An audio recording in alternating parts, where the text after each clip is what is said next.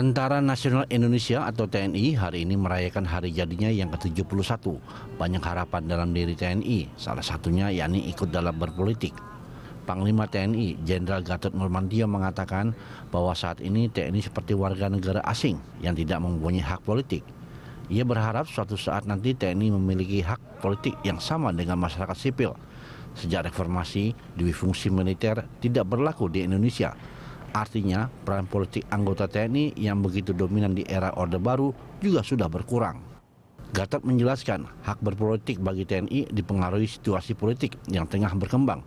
Namun di sisi lain, TNI merupakan salah satu lembaga yang memiliki akses ke persenjataan. Maka butuh kedewasaan untuk mengkombinasikan dua hal itu.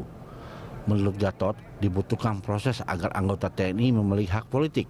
Mengingat proses demokrasi di Indonesia baru tercipta setelah keruntuhan Orde Baru. Gatot memperkirakan kesamaan hak politik akan terjadi dalam 10 tahun ke depan. Gatot juga mempertegas proses budaya diperlukan agar prajurit merasakan iklim demokrasi. Sebelumnya, selama 32 tahun, militer menjadi sosok yang luar biasa besar dengan dui fungsinya.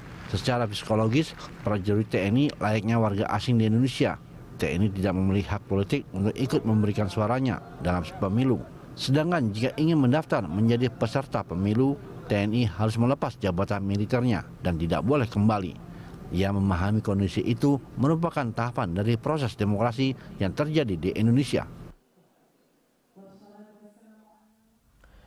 Pemirsa berharap TNI punya hak politik, itulah tema dialog kita pagi ini, dan untuk membahasnya telah hadir di studio kami pengamat militer dari Universitas Indonesia, Ibu Susaning Tias Kartopati. Bu Nuning, selamat pagi.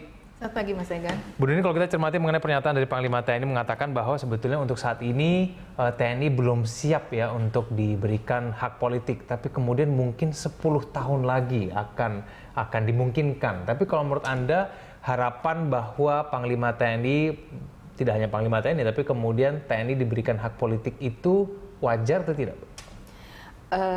Kita tidak bicara pada tataran wajar atau tidak, tetapi sejak pasca reformasi kan ada satu kesepakatan bahwa TNI tidak berpolitik. Bahwasanya memang pada akhirnya di dalam menjalankan tugas, misalnya itu tugas operasi militer untuk perang atau operasi militer selain perang, yang termaktub di dalam Undang-Undang TNI nomor 34 tahun 2004 pasal 7, itu kan jelas sekali di situ diungkapkan bahwa memang TNI itu memiliki juga tugas operasi militer selain perang. Nah, untuk menjalankannya tentu prajurit TNI di dalam pendidikannya maupun di dalam kehidupan sehari-harinya diharapkan dapat memahami bagaimana perkembangan politik baik dalam maupun luar negeri, tetapi bukan dalam artian terlibat langsung dalam politik praktis.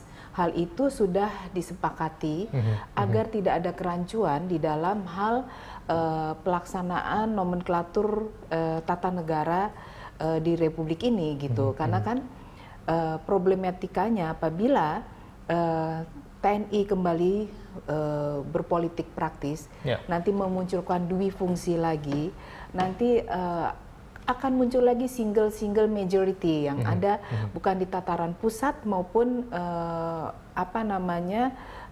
di komunitas pusat ya, tetapi juga sampai ke daerah seperti yang terjadi pada masa Orde Baru. Tapi mungkin tidak Bu, kalau misalnya Pak Gatot bilang 10 tahun lagi mungkin kita akan mencermati mengenai kondisi politik, ekonomi, dan bagaimana keadaan negara pada saat itu. Bisakah dimungkinkan meskipun undang-undangnya sekarang tidak membolehkan? Ya, kalau probability itu kan setiap undang-undang maupun regulasi itu tentu saja juga melihat fluktuasi dari ancaman. Seperti sekarang, ancaman itu kan tidak lagi ancaman yang bersifat militer, bahkan sekarang berkembang menjadi nir militer dan bahkan hybrid ya, campuran antara keduanya. Eskalasi ancaman itu sendiri seperti apa? 5 tahun atau 10 tahun mendatang, memang suatu hal yang kita tentunya dapat diprediksi kekuatan ancaman itu seperti apa dan dari mana. Tetapi itu semua harus dalam kerangka yang tidak bisa lepas daripada undang-undang yang sudah menjadi regulasi yang mengikat. Oleh karenanya, apabila dikatakan bahwa oleh beliau, oleh Panglima dikatakan bahwa nanti TNI akan kembali berpolitik, itu pun juga harus ada perubahan undang-undang. Tidak bisa semata-mata dilakukan tanpa mendiskusikan dengan stakeholdernya, juga dengan parlemen. Karena tentu kita bangsa yang menghargai payung hukum dan tidak bisa kita mengabaikan hal itu. Demikian. Baik. Bu Nining, sekarang kan dibilang oleh Panglima bahwa kondisi sekarang tidak mungkin bahwa TNI ini masuk ke dalam ranah politik gitu ya, tidak memiliki hak politik. Apakah kemudian alasan yang sama itu bisa masih relevan Bu dengan alasan yang sama pada saat penghapusan dui fungsi ABRI puluhan tahun yang lalu? Apakah masih relevan dengan kondisi demokrasi kita pada saat ini? Alasan yang sama?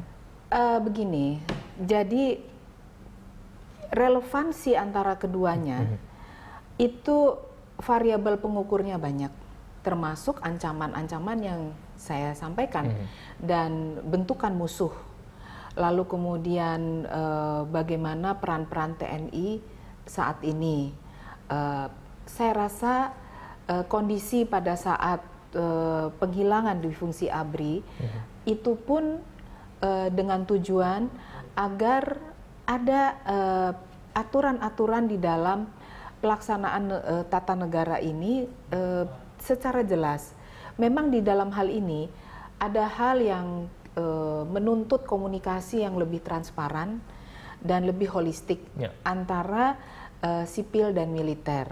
Jadi ke depan nanti bagaimana peran militer, peran TNI di tengah masyarakat itu harus dibicarakan secara terintegrasi antar pihak. Kan dia tidak berdiri sendiri ya. Jangan sampai ada penyalahgunaan atas OMSP itu sendiri. Seperti tadi di awal saya katakan bahwa seorang prajurit itu harus memiliki satu pengetahuan mengenai politik, politik dalam negeri maupun politik luar negeri, tetapi bukan melakukan satu politik praktis. Itu saya rasa memang sebuah keniscayaan ya, Mas Egan, karena memang dalam hal ini perbantuan TNI kepada berbagai kegiatan yang untuk perdamaian dan lain sebagainya, kemanusiaan, itu pun diatur di dalam TAP MPR ya. Ada undang-undangnya, tetapi apabila hal itu lalu diartikan bahwa secara otomatis TNI dapat masuk kepada dunia politik praktis, saya rasa itu menuntut satu perbincangan, menuntut satu pembicaraan yang holistik dengan baik TNI maupun dengan parlemen dan dengan stakeholder yang ada di dalam pemerintahan. Baik, Bu Nining, kita masih akan lanjutkan perbincangan ini di segmen selanjutnya. Usai jeda, pemirsa, kami akan kembali tetap sama kami di Jurnal Pagi.